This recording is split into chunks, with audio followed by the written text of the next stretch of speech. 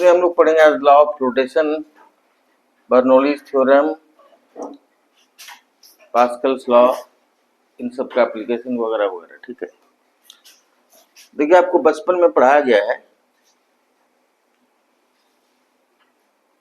कि जब किसी वस्तु को किसी फ्लूइड में, किसी तरल में पार्शियली या फुली इमर्स किया जाता है तो उसके भार में एक एपरेंट लॉस, मतलब आभासी रूप से कमी महसूस होती है, नहीं, और वह कमी उस वस्तु के सबमर्ज्ड पार्ट द्वारा डिस्प्लेस्ड फ्लूइड के बराबर होता है। नहीं, मतलब उस वस्तु का जो हिस्सा उस तरल में डूबा हुआ है उसके द्वारा जितना फ्लूइड को डिस्प्लेस किया गया है, तरल को विस्थापित किया गया है, उसके भार के बराबर होता है। जैसे आप मान लीजिए, समझ लीजिए ये एक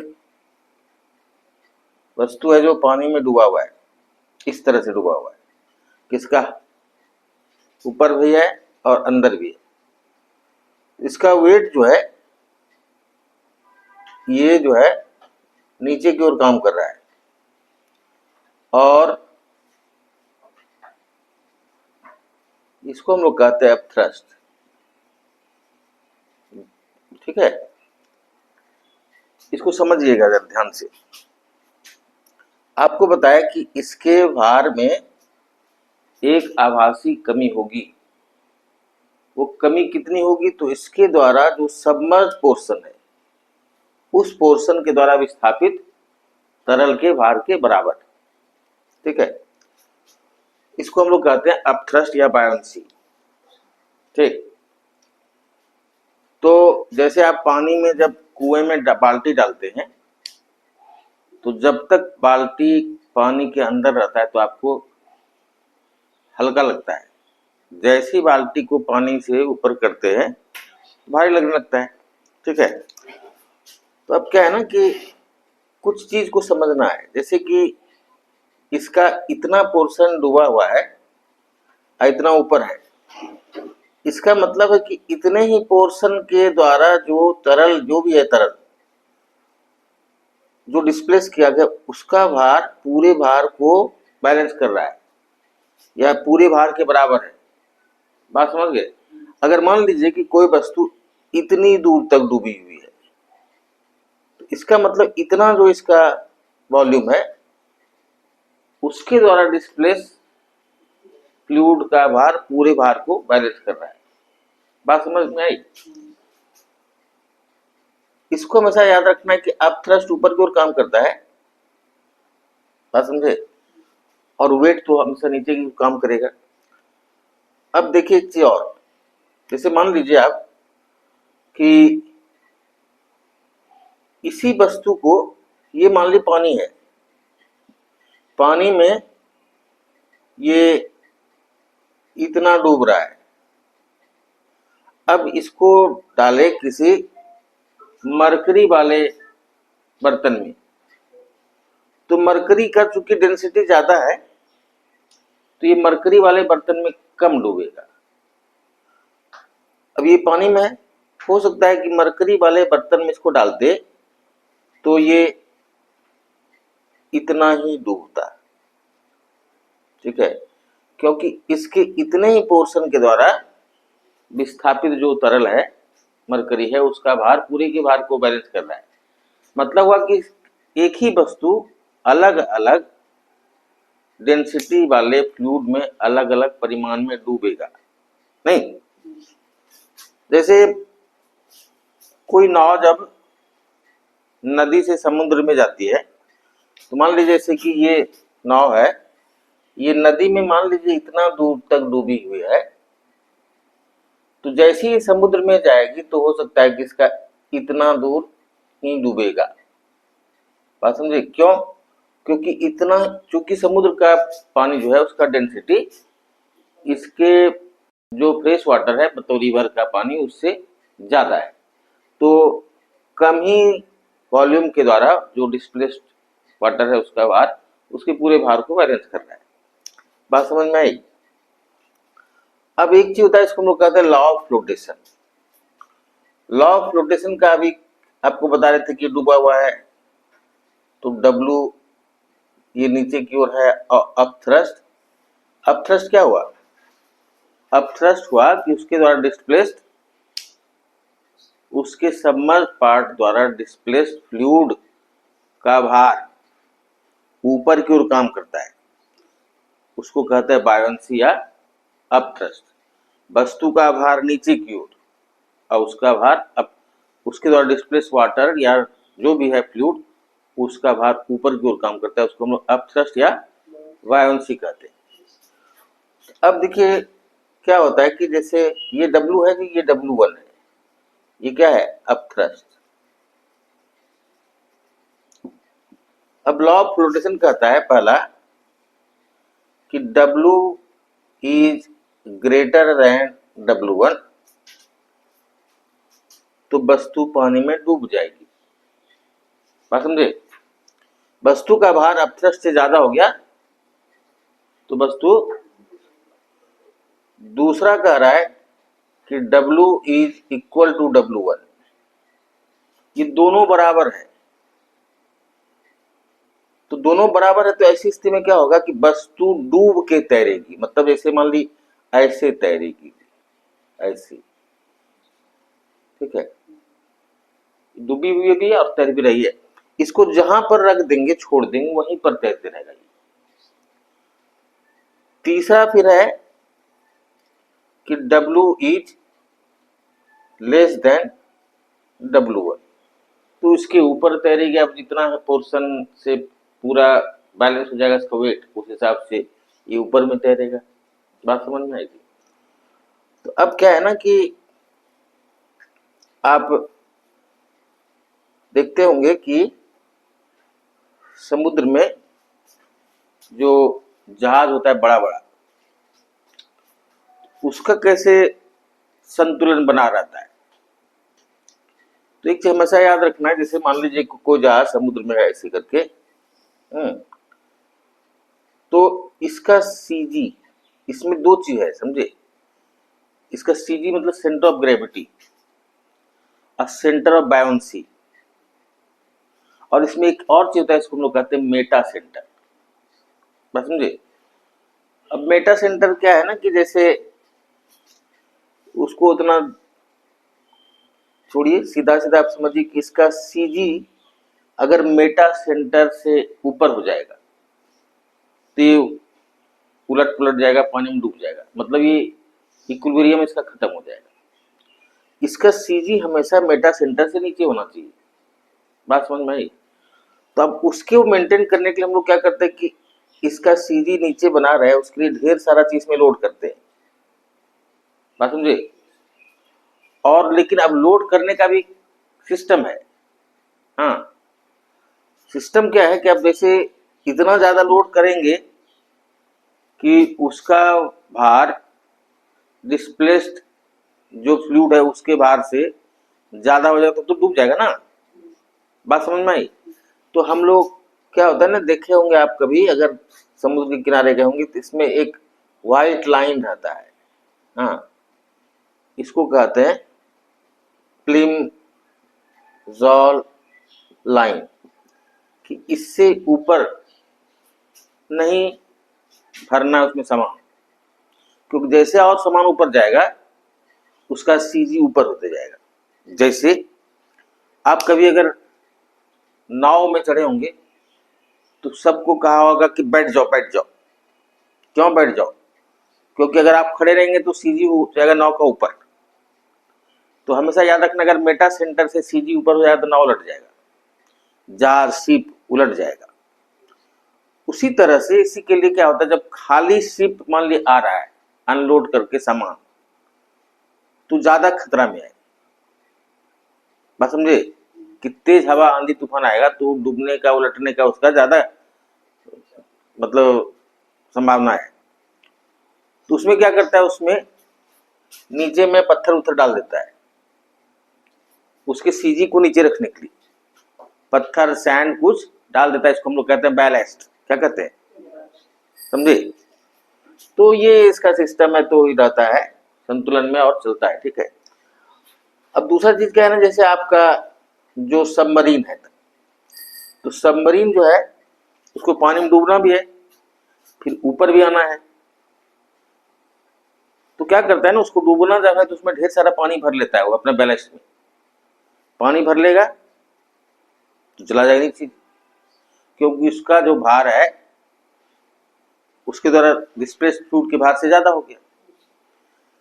उसको ऊपर आना है तो क्या होता है, कंप्रेस्ड एयर को उसमें डालता है, उससे पानी निकाल देता है, तो उसका भार हो गया अब उसके द्वारा डिस्प्लेस्ड वाटर के भार से कम, तो ऊपर आ जाएगा। बात समझ में आई? अब क्या है, अभी हम आपको बताएं कि एक ही वस्तु अलग अलग डेंसिटी वाले फ्लूइड में अलग अलग मैग्नीट्यूड में डूबेगा या तैरेगा। नहीं, पानी में मान ली इसको हम ये वाला चीज को पानी में डुबाए, तो अगर पानी में इतना डूबा तो हो सकता है मरकरी में इतना ही डूबेगा। जैसे इसको पानी में डुबाए, मान लीजिए पानी में डूब रहा है इसका इतना पोर्शन, अब इसको मरकरी में डुबाएंगे तो इसका हो सकता है कि इतना ही पोर्शन डूबेगा, क्योंकि इतना ही द्वारा जो मरकरी डिस्प्लेस किया गया, इस मरकरी का वेट इसके पूरे वेट के बराबर हो गया। मरकरी वाटर से 13.6 टाइम्स ज्यादा भारी है। बात समझ में आई? तो इसीलिए सब अलग अलग चीज फ्लूइड में अलग अलग मैग्नीट्यूड में डूबता और तैरता है। तो यहां पर एक चीज आ जाता है जिसको हम लोग कहते हैं स्पेसिफिक डेंसिटी या रिलेटिव डेंसिटी। रिलेटिव डेंसिटी, इसको हिंदी में कहते हैं सापेक्षिक घनत्व। क्या कहते हैं? सापेक्षिक घनत्व। अब ये सापेक्षिक घनत्व क्या है कि किसी वस्तु का घनत्व,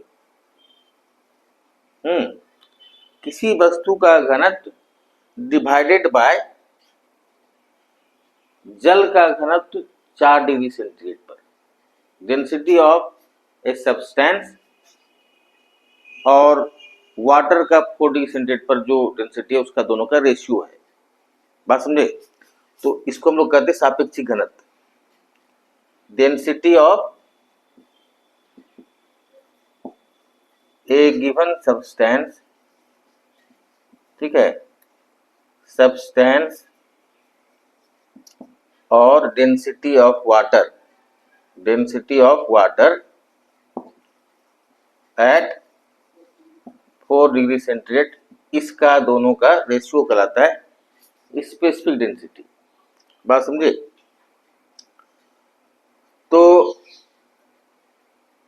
इसका कोई यूनिट नहीं होगा, क्योंकि ये एक ही प्रकार की चीज का रेशियो है, इसलिए इसका यूनिट इकाई नहीं होगी, स्पेसिफिक डेंसिटी की इकाई नहीं होगी। अब देखिए क्या है कि इसी प्रिंसिपल पर हम लोग बनाते हैं लैक्टोमीटर। ये एक लैक्टोमीटर है, समझिएगा जी।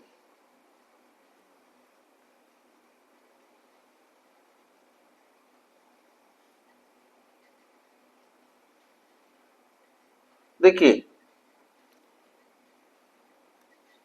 ये जो है इस तरह का एक ट्यूब वाला चीज है, इसके नीचे में कुछ भारी चीज रख दिए हैं हम लोग, उसका सीजी को नीचे रखने के लिए, सेंटर ग्रेविटी को नीचे रखने के लिए। कुछ भी इसमें हो सकता है, पारा भरा हो, कुछ भी हो। अब इसको क्या किया, जैसे हम लोग देख ली कि दूध का डेंसिटी पानी से ज्यादा होता है, ठीक। अब हम लोग इसको प्योर दूध में डुबाए, मान लीजिए प्योर दूध में इतना ही डूबा,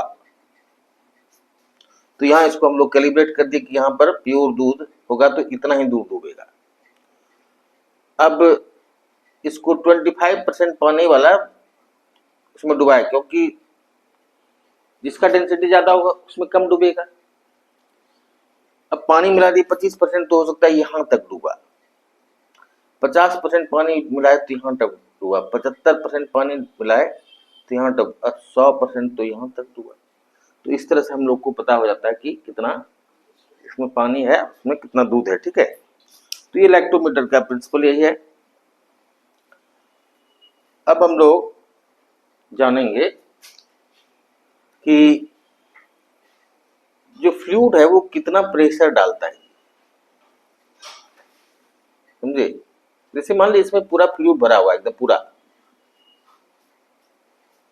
तो इसका हम लोग ओपन है तो इसका कितना प्रेशर होगा ये हम लोग कैलकुलेट करेंगे। तो प्रेशर होता है फोर्स पर यूनिट एरिया, मतलब ये फोर्स हुआ जी, फोर्स मतलब होता है mg बाय एरिया, नहीं। अब आप बचपन में आपको पढ़ाया हो गया कि D equals to M by V. यहाँ v क्या है कि ये मास है, ये वॉल्यूम है, ठीक है।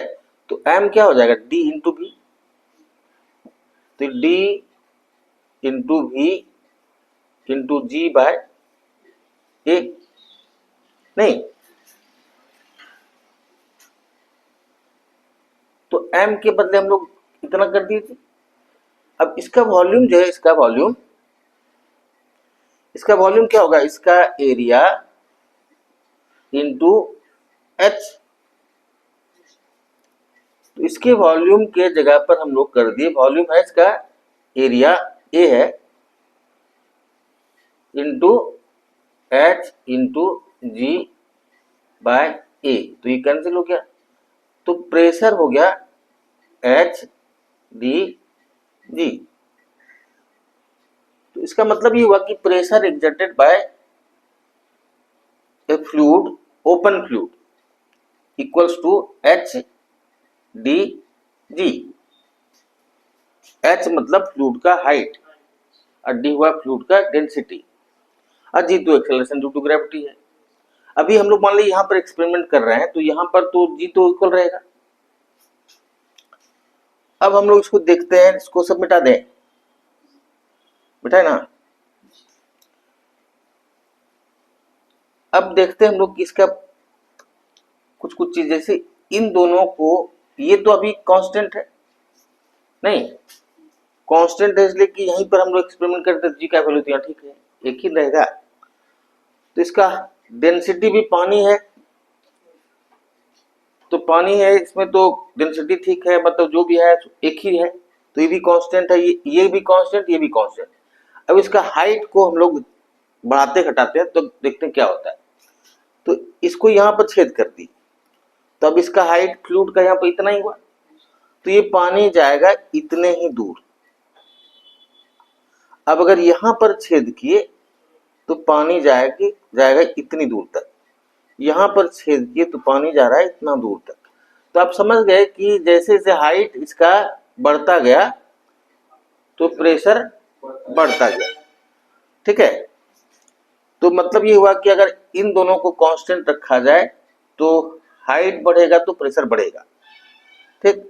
एक चीज और यहाँ पर आपको स्पष्ट है, pressure equals to H D G, ये भी बता रहा है कि pressure exerted by a fluid is independent of area of the fluid.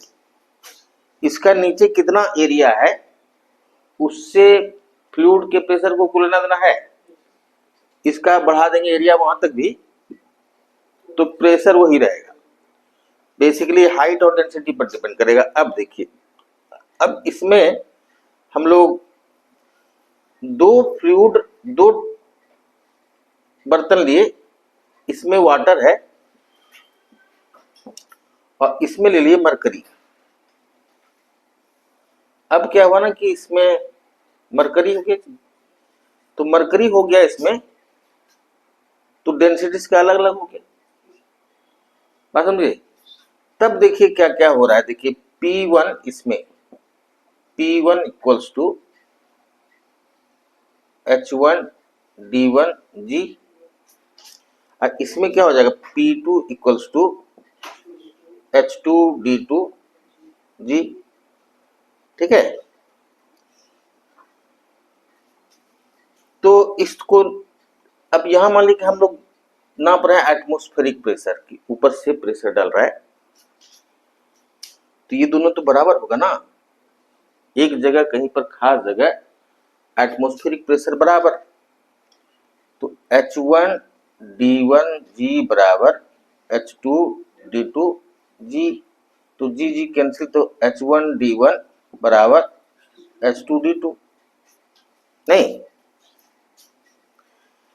अब आप एक चीज ध्यान रखिए, तब ये हुआ कि H1D1 बराबर H2D2, समझ गए। इसको हमेशा ध्यान रखना है। अब जैसे मान लिया जाए कि हम लोग जैसे बैरोमीटर बनाते हैं, पहले उसको थोड़ा देख ले बैरोमीटर को भी, तब इसके बाद हम लोग इसको देखेंगे, ठीक है।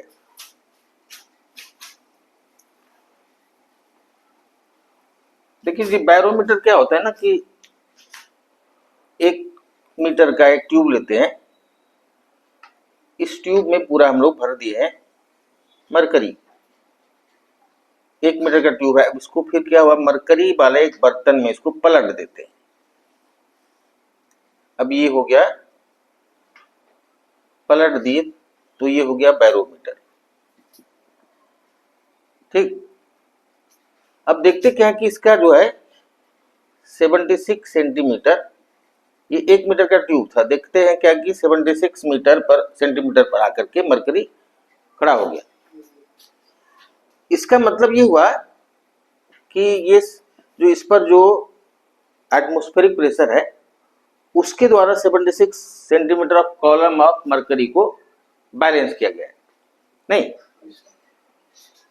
तो इस पर बैलेंस किया गया इतना को, इसका मतलब आप हम लोग देखेंगे कि अभी पढ़े हम लोग P इक्वल्स टू HDG, ठीक है। अब अगर इसी को हम लोग ये सोचे कि इसमें मरकरी के बदले अगर हम लोग वाटर लेते तो कितना बड़ा ट्यूब होता, ठीक है। तो अभी हम लोग पढ़े H1P इक्वल्स टू H1D1G, मान ली P1, अब P2 इक्वल्स टू H2D2G। अब इसमें ले लिए कॉलम जिसमें पानी रखे, पानी वाला लेना है, तो हमको ये पता करना है कि पानी का कॉलम अगर लेंगे मरकरी के कॉलम के बदले तो कितना बड़ा कॉलम लेना पड़ेगा, कितना बड़ा ट्यूब लेना पड़ेगा। तो यहां पर चूंकि हम लोग एक्सपेरिमेंट कर रहे हैं, तो यहां पर एटमॉस्फेरिक प्रेशर समान, तो समान है एटमॉस्फेरिक प्रेशर, तो ये दोनों बराबर, तो H1D1G बराबर H2D2G, G कैंसल। अब इसका कॉलम हमको पता है, मरकरी का कितना कॉलम है 76 सेंटीमीटर, इसका डेंसिटी 13.6, इसका हाइट पता करना है हमको, नहीं, इसका होता है 1 ग्राम पर सीसी। तो जब ये H हम लोग निकालेंगे तो ये हो जाएगा लगभग 1033 सेंटीमीटर या 10 पॉइंट, ये मोटा मोटी 34 इसको मीटर इतना कॉलम होगा। अगर हम लोग मरकरी का कॉलम लिए उसके बदले अगर हम लोग वाटर का कॉलम लेंगे तो 76 centimetre column of mercury equals to 10.34 metre of water column, समझे कितना बड़ा लेना पड़ेगा। तो ये हुआ इसका मतलब। अगर हम लोग इसी फॉर्मूला से इस तरह का चीज जानने की कोशिश करें कि जैसे 76 centimetre of mercury equals to 10.34 metre of water, तो 76 centimetre of mercury equals to कितना कॉलम ऑफ हवा, एयर। तो इसको भी हम लोग इस फॉर्मूला से निकाल सकते हैं। तो उस तरह अगर हम निकालेंगे तो ये आएगा equals to 8 kilometre of air. अब क्या है ना कि एयर का चूंकि डेंसिटी सब जगह यूनिफॉर्म नहीं रहता है, अगर यूनिफॉर्म होता, हवा का घनत्व सब जगह समान होता, तो 76 सेंटीमीटर ऑफ मरकरी होता है 8 किलोमीटर ऑफ वाटर। तो 1 सेंटीमीटर ऑफ मरकरी को हम लोग कैलकुलेट करेंगे तो हो जाएगा 105 मीटर ऑफ एयर। बात समझ में आई? तो अब हम लोग इसको बढ़ा दें। अब मान लीजिए हम लोग पहाड़ पर गए, पहाड़ पर जाने से ये आ गया 70 सेंटीमीटर मान लीजिए। अभी प्लेन में 76 सेंटीमीटर था, तो हम लोग कहे कि एटमॉस्फेरिक प्रेशर कितना नॉर्मल है, नॉर्मल ही होता है 76 सेंटीमीटर या 760 मिलीमीटर ऑफ Hg पारा का। अब ये 6 सेंटीमीटर गिर गया पारा क्योंकि पहाड़ पर गए, तो अभी हम आपको होता है कि 1 centimetre of mercury equals to 100 metre of air. तो 6 सेंटीमीटर गिर गया तो ये क्या कितना 630 मीटर ऑफ। तो हम लोग इस तरह से बैरोमीटर से केवल हवा का दबाव ही नहीं नापते हैं, बल्कि किसी स्थान की ऊंचाई को भी नाप सकते हैं। ठीक है। अब एटमॉस्फेरिक प्रेशर नापने का एक यूनिट है जिसको हम लोग कहते हैं बार। ये बड़ा यूनिट है और छोटा यूनिट होता है मिली बार, जिसको ध्यान रखना है। और आगे हम लोग प्रेशर अलग से पढ़ेंगे तो उसके बारे में हम लोग समझेंगे क्या क्या होता है, या अभी प्रेशर भी हम लोग पढ़ लेंगे। ठीक है। तो ये सब मान लीजिए सर कि जैसे कोई आदमी सर इक्वेटोरियल रीजन पे रह रहा है, ठीक है, हाँ, तो सर उस जगह प्रेशर का फील होगा। कोई अगर माउंटेन पे रह रहा है तो मतलब सी के किनारे जो रह रहा है उसको ज्यादा प्रेशर फील होगा, और कोई सर माउंटेन पे रहेगा तो प्रेशर कम फील होना चाहिए। एटमॉस्फेरिक प्रेशर होना चाहिए नहीं, होता है। जैसे जैसे आप ऊपर जाएंगे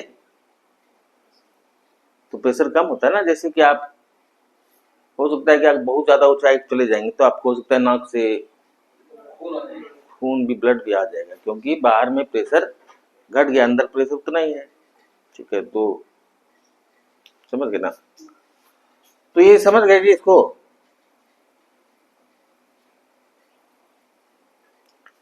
अब देखिए थोड़ा सा हम लोग प्रेशर का थोड़ा सा पढ़ लेते हैं, तब क्योंकि हम लोग प्रेशर कर रहे हैं हम लोग। देखिए प्रेशर होता है force per unit area. Pressure क्या होता है? Force per unit area. अब ये तो हो गया न्यूटन है, एरिया होता है मीटर स्क्वायर, तो इसका हो गया प्रेशर का, यही हो गया न्यूटन पर मीटर स्क्वायर, इसका यूनिट हुआ, लेकिन इसको हम लोग कहते हैं पास्कल। तो इसको याद रखना है, pressure equals to force per unit area. अब देखिए इसका ढेर सारा एप्लीकेशन है। देखिए ए बढ़ेगा तो प्रेशर घटेगा, ए घटेगा तो प्रेशर बढ़ेगा। तो इसका एप्लीकेशन ये सब है कि जैसे आपका जो रेलवे ट्रैक है उसके नीचे स्लीपर्स लगाया जाता है उसका एरिया को बढ़ाने के लिए। अगर स्लीपर नहीं लगेगा तो ट्रेन चल ही नहीं पाएगी, धंस जाएगी। बात समझे? उसी तरह से आप देखते होंगे ट्रक में आगे दो दो चक्का होता है और पीछे आगे दो चक्का, मतलब एक इधर एक इधर। बस में भी एक इधर एक इधर। अब पीछे दो दो चक्का होता है, और अगर जब बड़ा ट्रक है जिसमें ज्यादा लोड होना है तो दो के बदले 3-4 हो सकता है। क्या क्या होता है आप लोग देखे होंगे। तो उसका कारण क्या होता है? उसका चूंकि पूरा लोड मतलब ये फोर्स सब पीछे है, तो उसका एरिया बढ़ाया गया। एरिया बढ़ाने से क्या हुआ कि प्रेशर घटा। बात समझे? उसी तरह टैंक होता है, टैंक अपने चक्का पर भी चल सकता है, लेकिन उसके ऊपर एक बेल्ट बांधा हुआ है, उससे उसका एरिया बढ़ाया, ताकि अगर उसका वो बेल्ट ऊपर से नहीं लगा रहेगा तो टैंक इतना भारी होता है कि चल ही नहीं पाएगा रोड पर, वो धंस जाएगा। आपका जो नाइफ है उसका एज हो गया मोटा, नहीं कहते कि भुतरा हो गया, ब्लंट हो गया, तो एज हो गया उसका मोटा, मतलब उसका एरिया बढ़ गया। एरिया बढ़ गया तो प्रेशर घट जाएगा, तो मतलब वो काट नहीं पाएगा। आप ड्राइंग पिन देखे होंगे, तो ड्राइंग पिन के पीछे इतना बड़ा गोल रहता है, आगे निकला पॉइंटेड है, क्योंकि हम उसको उंगली से उसको किसी चीज में गाड़ते हैं, नहीं जी, उंगली से ना फिक्स करते किसी चीज में, तो उंगली जब दबाएंगे उसको, तो दबाएंगे तो इसमें कम प्रेशर लगेगा क्योंकि उसका एरिया बड़ा है। अब उसका आगे पॉइंटेड है तो उसका एरिया कम है, इसलिए उसमें अंदर तक धस जाएगा। बात समझ गए? तो ये सब एप्लीकेशन है। रेजर देखते, रेजर मतलब ब्लेड, ब्लेड का आगे एज एकदम शार्प है तो उससे कुछ भी काटा जा सकता है। बात समझ गए? तो ये सब हो गया आपका। उसी तरह से जैसे आप जब आइस स्केटिंग करते हैं तो नीचे क्या होता है कि उसका एरिया घटा दिया जाता है। एरिया घटाने से क्या होता है, प्रेशर बढ़ जाता है। प्रेशर बढ़ जाता है तो वो अलग हीट का मामला है कि तो उसका मेल्टिंग पॉइंट घट जाएगा, तो पानी, बर्फ जब पानी बन जाएगा तो आप उसके ऊपर फ्लोट कर रहे होते हैं। बात समझ में आई? तो इस तरह ये हो गया प्रेशर और एरिया का क्या कहते हैं, एप्लीकेशन। ट्रैक्टर में भी उसी तरह देखे होंगे कि आगे छोटा सा चक्कर रहता है, पीछे बहुत बड़ा चक्कर रहता है, क्योंकि उसका लोड हमेशा ट्रैक्टर का पीछे रहता है, तो इसलिए उसका चक्का पीछे बड़ा। ठीक है।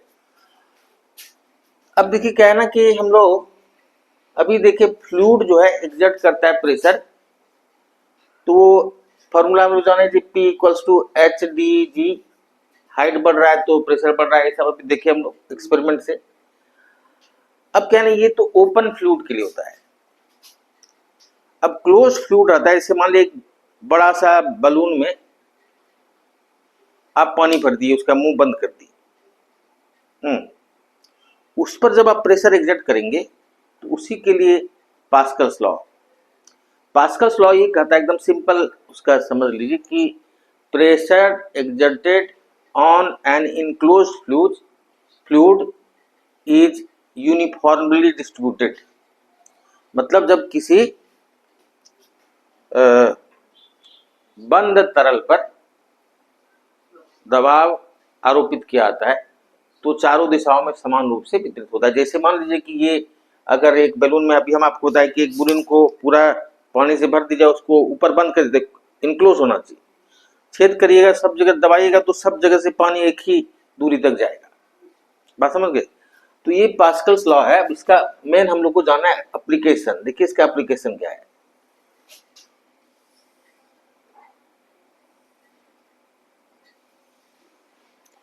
इस तरह का एक बर्तन है, इधर ये कम है इसका एरिया, इधर ज्यादा है। ठीक है। अब आप अभी पढ़े कि pressure equals to force by area, नहीं? तो क्या हो रहा है कि जैसे मान लीजिए यहां पर हम लोग अभी बताए कि इंक्लोज, ये पूरा इंक्लोज है, तो इंक्लोज फ्लूइड मतलब बंद तरल पर दबाव लगाया गया, दबाव चारों दिशाओं में समान रूप से वितरित होता है। तो ये मान लिया हम लगाए 50 न्यूटन का फोर्स, यहाँ एरिया इसका 1 मीटर स्क्वायर, तो प्रेशर कितना हो गया, 50 पर मीटर स्क्वायर। अब यही 50 मीटर स्क्वायर ही ना, पर मीटर स्क्वायर ना, यहाँ पर न्यूटन पर मीटर स्क्वायर नहीं, 50 न्यूटन पर, या इसको हम लोग 50 पास्कल कह देंगे। इतना ही ना प्रेशर यहां भी जाएगा, तो यहां 50 प्रेशर हो गया। अब इसका एरिया बढ़ा के हम लोग कर दिए हैं, मान लीजिए 100 मीटर स्क्वायर, तो फोर्स बाय 100 मीटर स्क्वायर, तो F कितना हो गया, 5000 न्यूटन। अब देखिए इसे फायदा क्या हो गया, हम लोग यहाँ 50 न्यूटन का फोर्स अप्लाई किए, हम लोग कितना फोर्स जनरेट किए, 5000 न्यूटन। खाली उसका एरिया को हम लोग मैनिपुलेट कर दिए। तो बात समझ में आ गई? तो ये इनक्लोज फ्लूइड का जो पास्कल्स का नियम है उससे ये हम लोग को एडवांटेज होता है। अब इसका ढेर सारा एप्लीकेशन है, जैसे इसी पर आधारित होता है, पास्कल्स लॉ पर ही आधारित है हाइड्रोलिक ब्रेक, हाइड्रोलिक ब्रेक या हाइड्रोलिक जैक आप जानते होंगे। तो हाइड्रोलिक जैक, हाइड्रोलिक प्रेस, जैसे मान लीजिए ढेर सारा कुछ है, उसको हमको एकदम उसका स्पेस कम करके छोटा करना है ताकि उसको बढ़िया से हम लोग कम स्पेस में ले आ सके, तो उसको प्रेस करेगा। तो उस तरह उसको कहते हैं हाइड्रोलिक प्रेस। तो हाइड्रोलिक जैक, हाइड्रोलिक ब्रेक और ये सारा चीज हाइड्रोलिक प्रेस, ये सब बेस्ड है पास्कल्स के लॉ पर। ठीक, इसको मिटा दे रहे हैं। अब देखिए क्या है ना कि जैसे एक और चीज हम लोग जानेंगे एकदम सिंपल ढंग से, समझे जी, बर्नौलीज का प्रिंसिपल। बर्नौलीज प्रिंसिपल आप लोग बचपन में पढ़े होंगे, हो सकता है उसमें बहुत टेढ़ा मेढ़ा टाइप का कुछ स्टेटमेंट होगा, उसका डेरिवेशन होगा वगैरह वगैरह, वो आपको जानने की जरूरत नहीं। अभी आप पढ़ रहे हैं क्या चीज, जीएस जनरल साइंस, ठीक है। तो आप उसको सरल सुबोध भाषा में समझिए कि जब किसी फ्लूइड का वेलोसिटी बढ़ाते हैं तो उसका प्रेशर घटता है, और वेलोसिटी घटाते हैं प्रेशर बढ़ता है। सिंपल है कि नहीं जी? कोई भी फ्लूइड होगा उसका हम लोग वेलोसिटी बढ़ा देंगे, उसका प्रेशर घट जाएगा। अब फ्लूइड का वेलोसिटी घटा देंगे, प्रेशर बढ़ जाएगा। तो इसका बहुत सारा एप्लीकेशन है, इसको खाली ध्यान रखना है। बहुत सिंपल ढंग से आपको बताया कि वेलोसिटी बढ़ेगा तो फ्लूइड का प्रेशर घटेगा, उल्टा। अब वेलोसिटी घटेगा तो प्रेशर बढ़ेगा। अब देखिए जी, आंधी आ गया, हम झोपड़ी में रह रहे हैं, छप्पर है, अंदर तो बंद है, तो अंदर हवा का वेलोसिटी बहुत कम है। अब बाहर खूब तेज हवा चल रही है, तो प्रेशर लो, अंदर में प्रेशर हाई। हवा हमेशा हाई प्रेशर से लो प्रेशर की ओर चलती है, तो उसको उड़ा के लेके, बात समझे। दूसरा, आप स्टेशन में खड़े हैं एकदम प्लेटफॉर्म के किनारे, और कोई ट्रेन, बहुत हाई स्पीड ट्रेन उधर से गुजर रही है, तो ट्रेन जब गुजर रही है जिस स्पीड से, उसी स्पीड से हवा चल रही है। आप जो इधर है तो इधर हवा तो स्टिल है, अब वहां पर हवा बहुत तेज चल रही है। हवा बहुत तेज मतलब प्रेशर लो, आपके तरफ pressure high as compare to train के बगल वाला एरिया। तो हाई प्रेशर से हवा चलेगी लो प्रेशर की ओर, तो आपको उसमें घुसा देगा, ठेल करके उसमें पहुंचा देगा ट्रेन के नीचे, बात समझ गए। उसी तरह से आप समझ लीजिए कि हेलीकॉप्टर उड़ते देखे होंगे, तो हेलीकॉप्टर में ऊपर में रहता है ब्लेड, वो हवा चला रहा है खूब तेज, तो हवा हो गया तेज, स्पीड तेज, तो क्या होगा, प्रेशर कम, नीचे उसका क्या चाहिए, वेलोसिटी ऑफ विंड कम है, हाई प्रेशर, तो उसको लिफ्ट कर देगा। उसी तरह हम लोग जो एरोप्लेन बनाते हैं उसका इस तरह से डिजाइन करते हैं, और वो एरोप्लेन जो पहले रनवे पर दौड़ता है, तो रनवे पर दौड़ने के क्रम में यही प्रेशर डिफरेंस उसको फिर लिफ्ट कर देता है, किसको, हवाई जहाज को, बात समझ में आई। उसका जब एक बार लिफ्ट कर देता है तो फिर वो अपना मोमेंटम से चलता रहता है, बात समझ में आई। अब एक और है इसमें एप्लीकेशन, अब हम तो क्रिकेट खेले नहीं है, लेकिन आप लोग पता होगा ज्यादा, कि बॉलर स्विंग करता है, स्विंग करता है तो उसमें क्या होता है, बॉल होता है, आप देखिएगा कि प्लेयर सब ऐसे ऐसे चमकाते रहता है, तो जितना स्मूथ रहेगा तो वो क्या करता है, इस तरह से बॉल को पकड़ता है, और जो उसका सीम है सिला हुआ रहता है वहां पर, तो वो है रफ, और जो उसका और पोर्शन है वो एकदम स्मूथ है, एकदम चमक रहा है। तो उसको इस तरह से वो फेंकता है कि चमकने वाला पोर्शन जो है उसमें क्या होगा, हवा पर, वहां का हवा पर का स्पीड ज्यादा होगा क्योंकि फ्रिक्शन कम होगा, और जिस ओर उसका सीम है उधर फ्रिक्शन ज़्यादा होगा, तो उधर हवा का स्पीड कम होगा। तो उधर हवा का स्पीड कम है मतलब प्रेशर ज़्यादा, और जिधर हवा का स्पीड ज़्यादा है स्मूथ सरफेस होने के कारण उधर प्रेशर कम, तो हाई प्रेशर से हवा जाएगी लो प्रेशर की ओर, तो बॉल घूम जाएगा जी हवा में। अब उसको आउट स्विंग इन स्विंग कहते हैं, वो हम नहीं जानते उतना कि किधर से किधर क्या होगा, कब पकड़ेंगे किस तरह जो आउट स्विंग होगा, कब पकड़ेंगे तो आप समझिएगा, आप जानते होंगे उसका बॉलर वॉलर होंगे तो नहीं जी। तो मुख्य रूप ये है कि ये भी बर्नौलीज प्रिंसिपल पर बेस्ड है, बात समझ में आई। तो आपको हम बहुत सारा चीज बताए जो डे टू डे लाइफ में बर्नौलीज प्रिंसिपल पर बेस्ड है, और इस तरह पास्कल्स लॉ के बारे में भी आपको बताए, तो आपको ढेर सारी जानकारी भी दी है। एक तो प्रेशर क्या होता है, उसका आर्किमिडीज प्रिंसिपल में अपथ्रस्ट फ्लोटेशन वगैरह वगैरह। तो हमको लगता है कि आपको क्लास अच्छा लगा होगा, नहीं? चलिए आज इतना ही, जय हिंद।